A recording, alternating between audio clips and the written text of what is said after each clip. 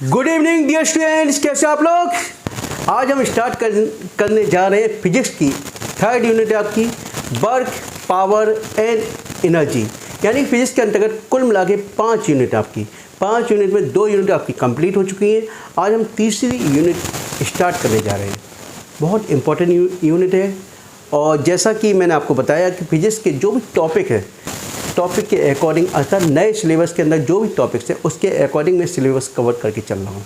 और जो स्टूडेंट पहली बार मेरे चैनल को देख रहे हैं, कृपया जो मेरी यूट्यूब चैनल है उसमें प्ले लिस्ट पर जाके फिजिक्स फॉर डिप्लोमा स्टूडेंट उस पर जाके क्लिक करके सर्च कर सकते हैं। मैंने आपके सीक्वेंस यानी जो सिलेबस है उसी के आधार पर आपका कोर्स कवर किया है। चलिए स्टार्ट करते हैं आज वर्क, है ना। देखिए, पहले मैं कुछ स्टूडेंट की ये शिकायत थी, सर इंग्लिश ज़्यादा हो जाती है, तो इंग्लिश और हिंदी में बताया है, मेरे इंग्लिश और हिंदी दोनों लेके चलता हूँ कंबाइन, ठीक है। वर्क में होता है कार्य, पावर में शक्ति और एनर्जी में ऊर्जा, ठीक है। ठीक है, अब स्टार्टिंग हम कहाँ से करते हैं? कार्य से। कहाँ से करें? कार्य।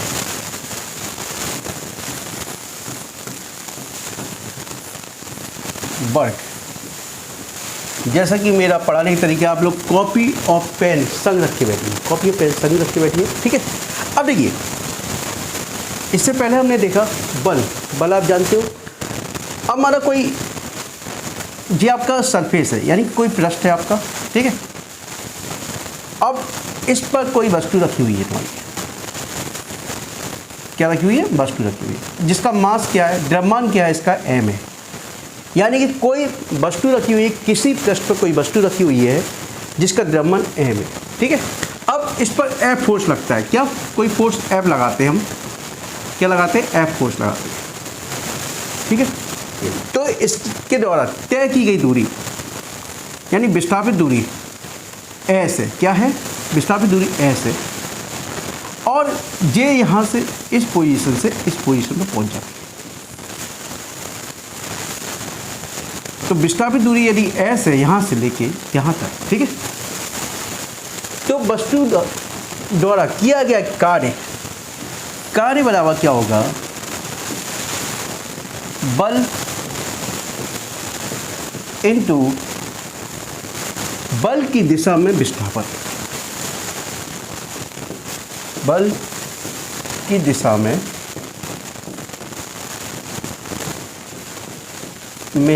विस्थापन, ठीक है। इतना समझ में आया? यानी वर्क W बराबर फोर्स F और बल की दिशा में विस्थापन क्या है? S है, ठीक है। तो W बराबर हो गया F इंटू S, क्या हो गया? W बराबर F इंटू S। तो इसको देखिए, अभी मैं अब इसके यूनिट देखिए, F को किससे रिप्रेजेंट करते बेटा?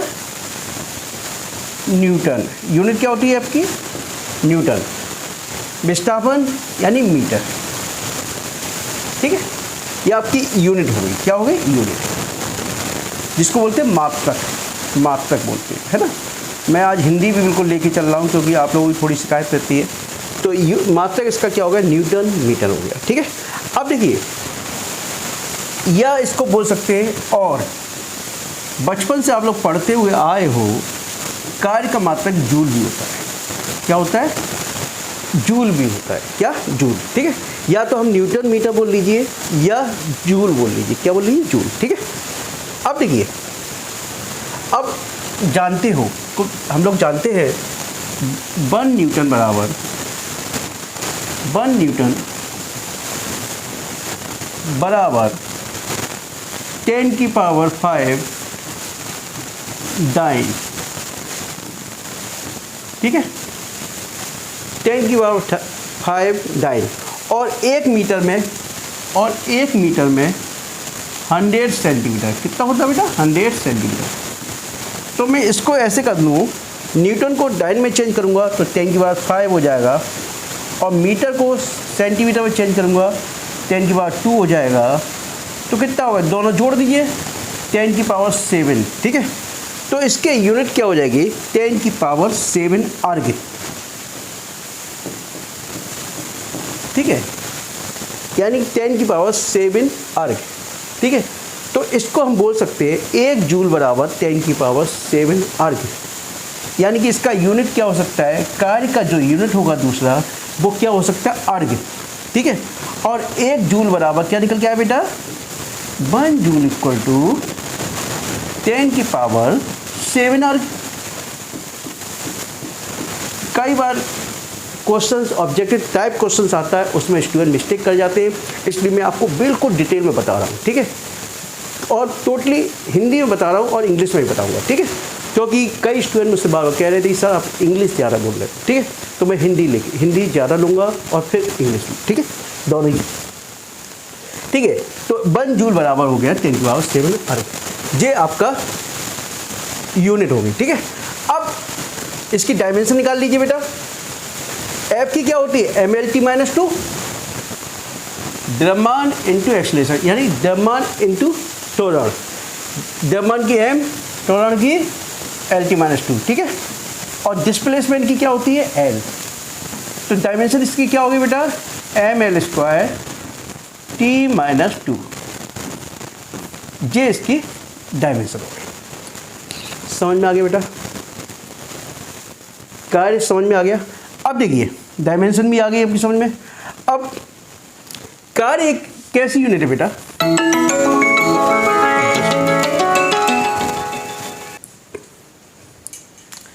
देखिए कार्य बराबर बल इंटू विस्थापन होता है बेटा, बल इंटू विस्थापन, ठीक है।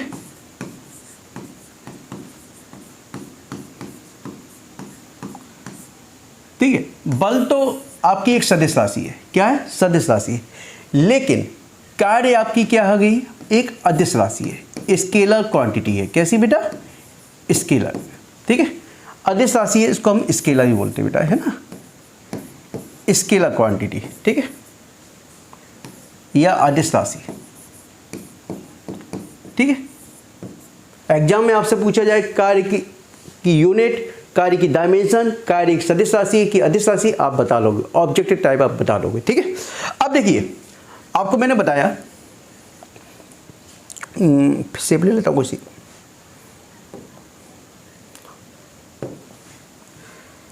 ये आपका एक सरफेस है कोई सा, ठीक है, कोई सरफेस है आपका, ठीक है। चलिए पेन ही ले लेता हूँ। अब ये आपकी ऑब्जेक्ट है कोई, जैसा भी बताया था मैंने, एक ऑब्जेक्ट है, ठीक है। अब इस पर फोर्स लग रहा है F, फोर्स लग रहा है F, ठीक है। अब क्या लग रहा है, फोर्स F लग रहा है, ठीक है। अब इसकी इसी डिस्प्लेसमेंट दूरी, डिस्टेंस जो है, डिस्प्लेसमेंट वो पूरा यहाँ से मिला लेता हूँ, ठीक है। माना सपोज पहले बिंदु इस पॉइंट्स पे है, ए पर है, यानी कि ए से बी तक पहुँचता है यहाँ से, और ये आपका ठीक है, और ये डिस्प्लेसमेंट दूरी आपकी ऐसे, ये तो इससे पहले मैंने किया था। सपोज यानी एफ फोर्स जो लग रहा है आगे की ओर लग रहा है, ठीक है। अब ये सर पृष्ठ है आपका, यानी जिसको शुद्ध भाषा बोल रहे हैं पृष्ठ, यानी जमीन है आपकी, है ना, और वस्तु रखी हुई है, रखी रह लो, ठीक है। अब इस पर फोर्स लग रहा है, आगे की ओर लग रहा है। अब जो फोर्स है, ठीक है, उसकी डायरेक्शन क्या है, पृष्ठ के समांतर ही है, ठीक है। अब यदि जे एक्स एक्सिस, जे क्या अपना एक्स एक्सिस ही है भाई, यदि यहाँ से यहाँ तक यदि लिया जाए तो एक्स एक्सिस है, नहीं एक्स एक्सिस है, बताइए। अब यदि जे फोर्स इसके साथ पृष्ठ के साथ थीटा एंगल बनाता हो, क्या बनाता हो बेटा,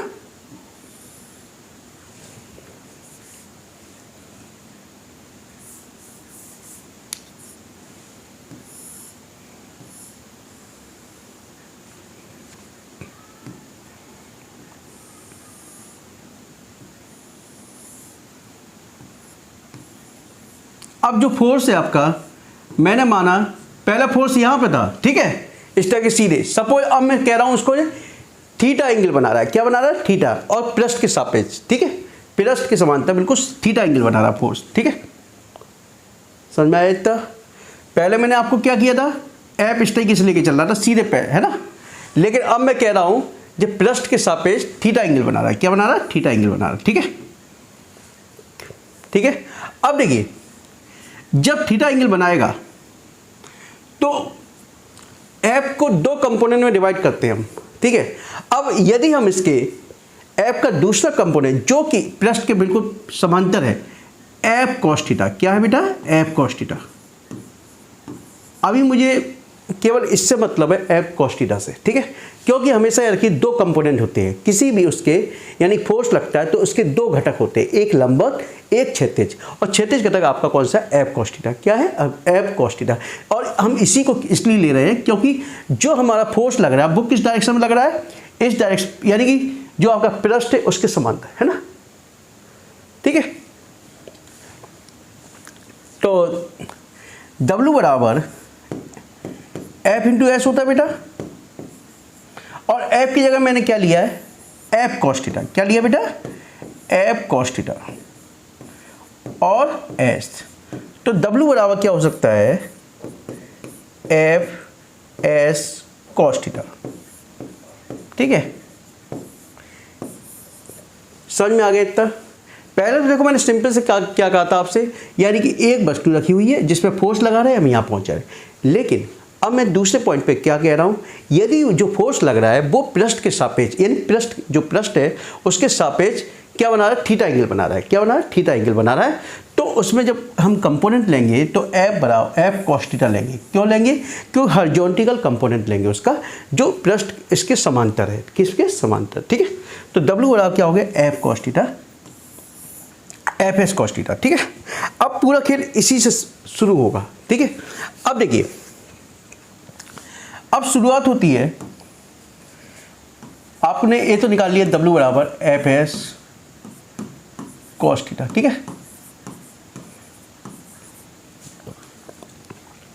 अब शुरुआत होती है पॉजिटिव वर्ग, यानी कि धनात्मक कार्य, पॉजिटिव वर्ग,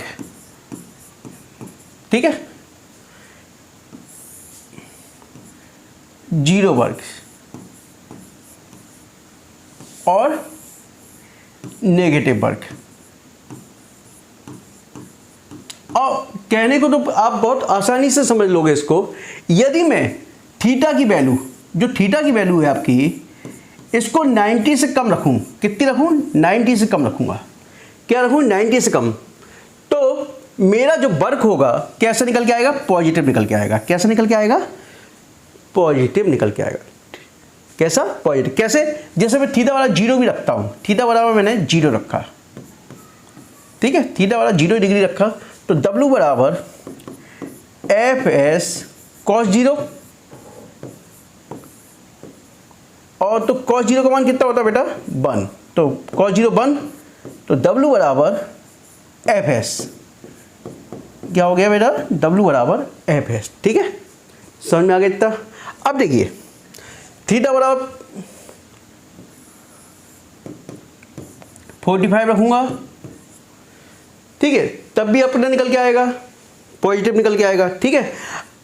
अब देखिए, अब थीटा बराबर यदि 90 रखता हूं, कितना रखता हूं? थीटा बराबर 90 रखता हूं। क्या रखता हूं?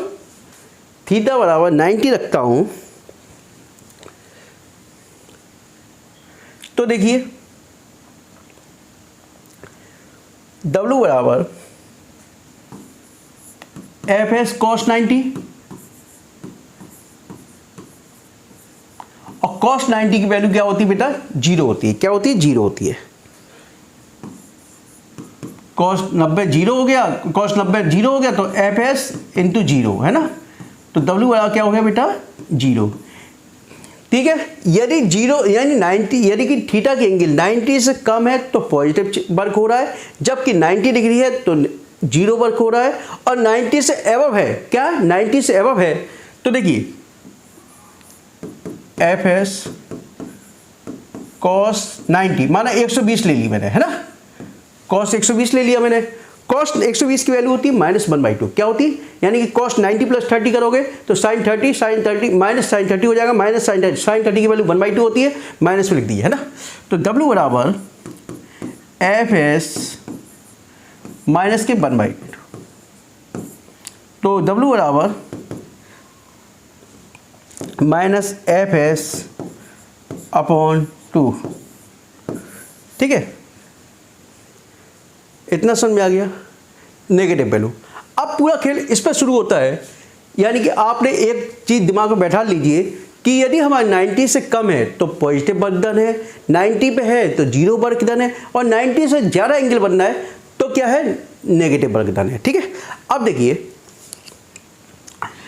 अब पॉजिटिव वर्क डन कब होगा, अब देखिए, यानी धनात्मक, जिसको बोलते हैं शुद्ध कार्य, ठीक है। आज मैं बहुत डिटेल में पढ़ा रहा हूँ, क्योंकि जैसा कुछ स्टूडेंट ने मुझसे बोला था कि सर कुछ डिटेल में ज़्यादा लीजिए उसको, है ना। तो देखिए, धनात्मक पॉजिटिव वर्क, अब देखिए पॉजिटिव वर्क कब होगा, आपने देखा कोई बैलगाड़ी है, अभी मैंने वही एग्जाम्पल लिया था, बैलगाड़ी ये आपकी आगे बैल के द्वारा खींची जा रही है ना, माने बैलगाड़ी है और आगे बैल लगे हुए, बैल उस गाड़ी को खींच रहा है, बैल के द्वारा गाड़ी खींची जा रही है, ठीक है। और पहले पोजीशन ये थी, बाद में पोजीशन माना यहाँ पहुँच जाती है, ठीक है। तो कुछ ना कुछ दूरी तय की गई, कुछ ना कुछ दूरी तय की गई है, दूरी तय की गई है ना। तो वो किस डायरेक्शन में, जिस डायरेक्शन में फोर्स लग रहा है उसी डायरेक्शन में की जा रही है। देखिए, फोर्स बैलगाड़ी है, बैलगाड़ी इसी डायरेक्शन में सीधे चल रही है, ठीक है, और इसी डायरेक्शन में डिस्प्लेसमेंट हो रहा है, तो वर्क डन तो हो रहा है ना, वर्क हो रहा है, और कैसा होगा, ये पॉजिटिव होगा, कैसा होगा, पॉजिटिव, ठीक है। अब सपोज पहला पॉइंट हो गया, पहला लिख लिया आपने एग्जाम्पल, कॉपी पेन, यदि कोई बैलगाड़ी के द्वारा, है ना, बैलगाड़ी के द्वारा गाड़ी कुछ दूरी तय की जाती है ना, दूरी तय की जाती है या विस्थापित दूरी की जाती है, तो उसके द्वारा जो कार्य किया गया है वो कैसा किया है, धनात्मक कार्य, कैसा, धनात्मक, ठीक है, क्योंकि बल की डायरेक्शन की दिशा में ही हो रहा है, ठीक है, अपोजिट नहीं हो रहा, ठीक है।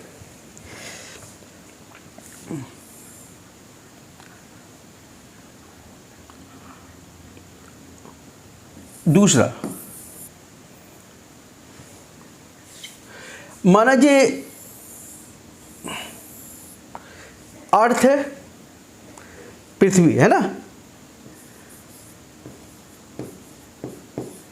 ठीक है, और कोई वस्तु स्वतंत्रता पूर्वक फ्री होकर ऊपर से नीचे गिरती है, ऊपर से नीचे गिर रही है, ठीक है, ऊपर से नीचे गिर रही है, ठीक है।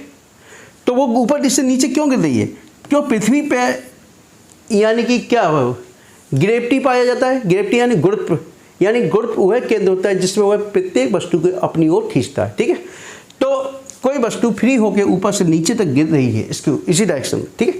तो गुरुत्व के द्वारा किया गया कार्य कैसा है, धनात्मक कार्य, कैसा है, धनात्मक कार्य, ठीक है।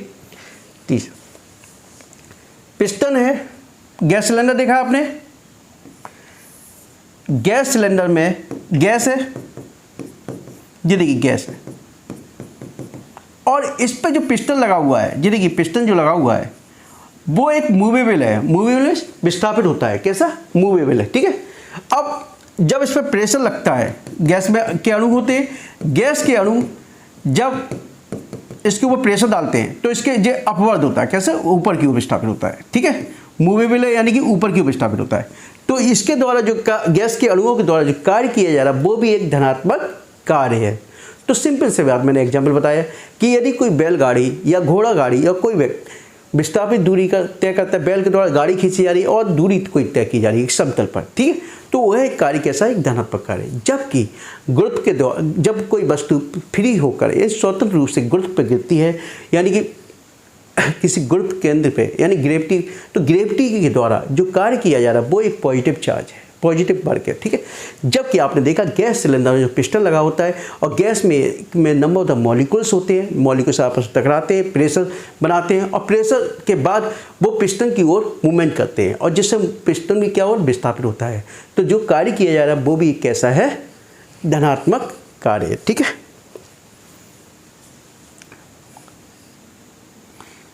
समझ में आ गया ना? देखिए अब देखिए zero work,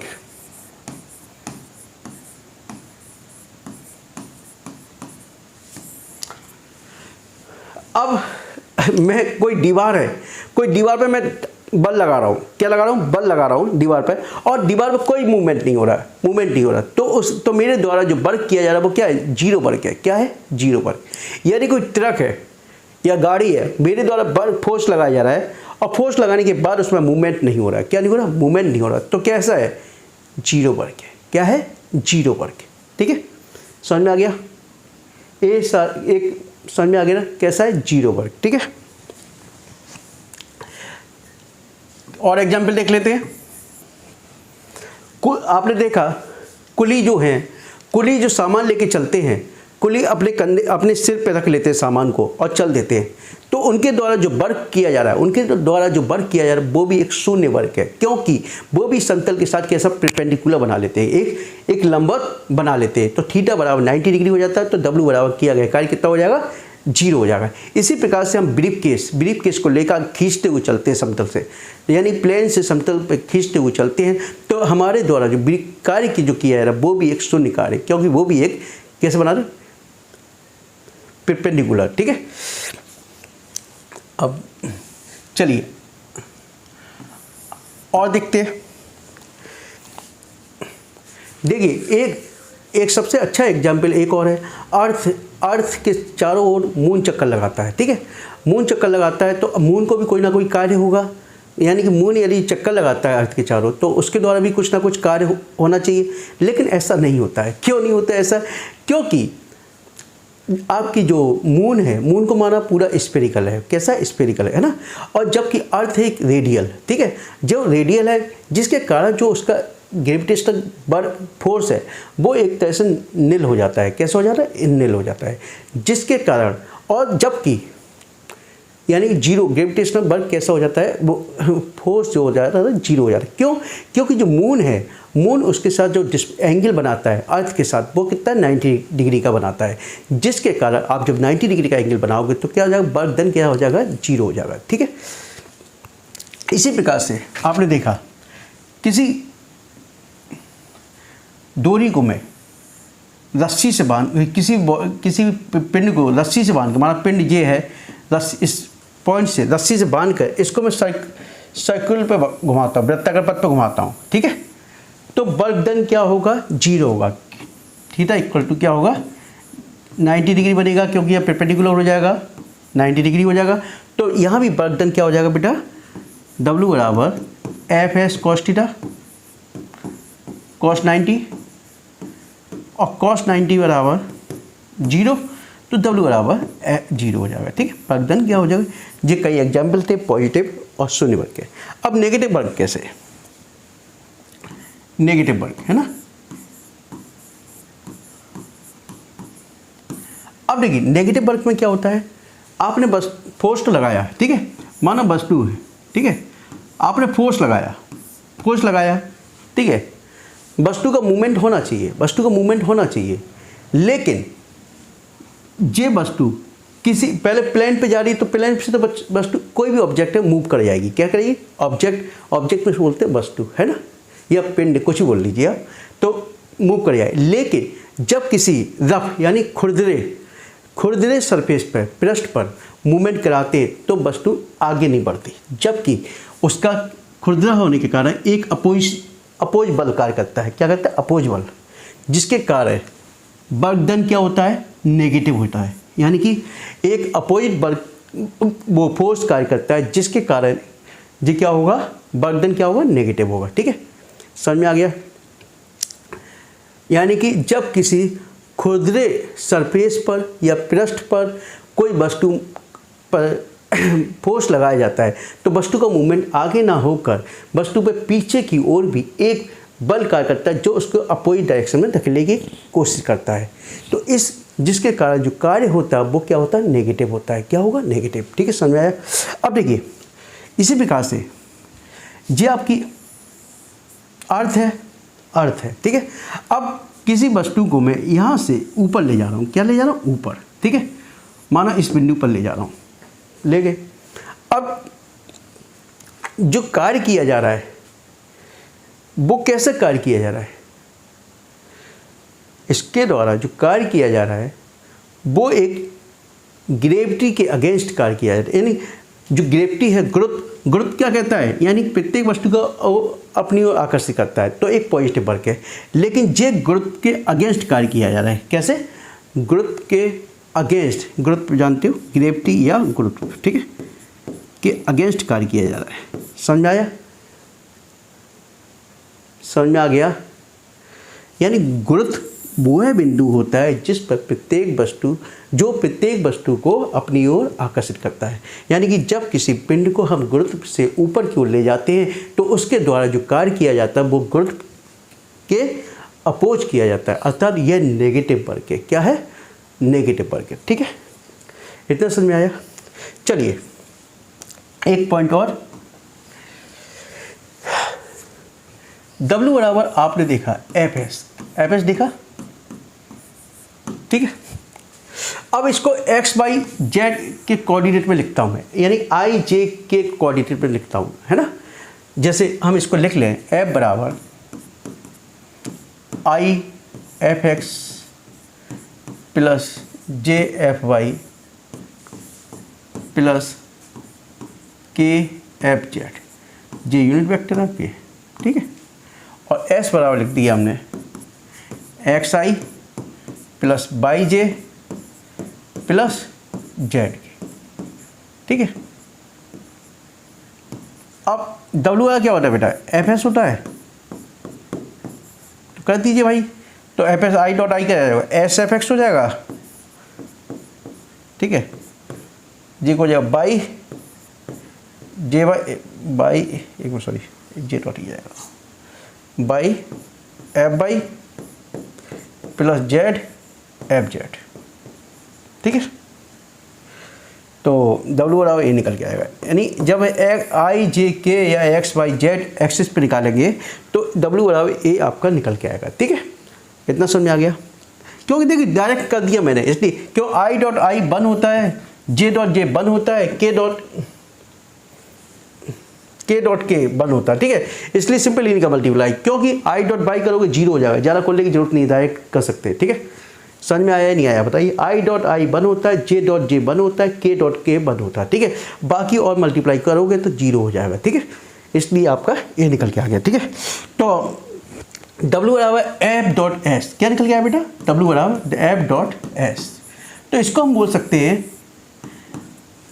the work is the dot product of force and displacement, यानी कि जो कार्य है बल और विस्थापन का अदिश गुणन होता है, ठीक है, ठीक है। समझ में आ गया? Work is the dot product between force and displacement, ठीक है। यानी वर्क जो होता है बल और डिस्प्लेसमेंट के अदिश गुणन होता है, ठीक है। मैंने आपको डायमेंशन बता दी, यूनिट बता दी और इसके कंसेप्ट को बताया, ठीक है। अब जो टॉपिक शुरू होगा, नेक्स्ट टॉपिक है, इंपॉर्टेंट टॉपिक्स है, यानी कि थर्ड यूनिट का सेकंड टॉपिक फ्रिक्शन, यानी कि घर्षण किसे कहते हैं, नेक्स्ट वीडियो में देखेंगे, उसको मैं डिटेल में बताऊंगा। आप बेफिक्र रहिए, आप बिल्कुल बहुत डिटेल में बताऊंगा उसको, ठीक है। चलिए, जो स्टूडेंट पहली बार मेरे चैनल को देख रहे हैं कृपया चैनल को सब्सक्राइब कीजिए और अधिक से अधिक शेयर कीजिए। Okay, thank you, good night.